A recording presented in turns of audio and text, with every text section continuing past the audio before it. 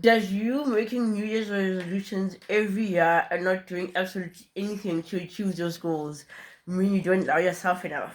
Hi everyone, my name is Tangium Chimunye and this is my day 13 of the Higher Up Wellness Public Speaking Challenge. Let's talk about self-love. What is self-love? Because we tend to think that self-love is just about loving ourselves.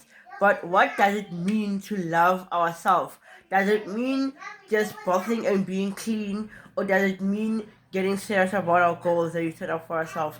Does us loving ourselves mean being serious about the types of relationship that we get into?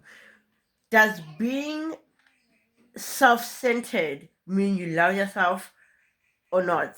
Let's talk about this, guys, because I always thought that tough love meant being clean, smelling good, and that was it.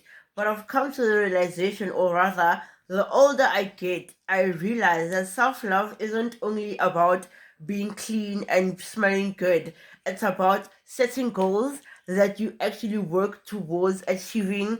It's about being intentional about your life. It's about being intentional about the relationships that you get yourself into, because we tend to can tell a lot about someone based on number one, the romantic relationship they have, and the types of friendships that they have.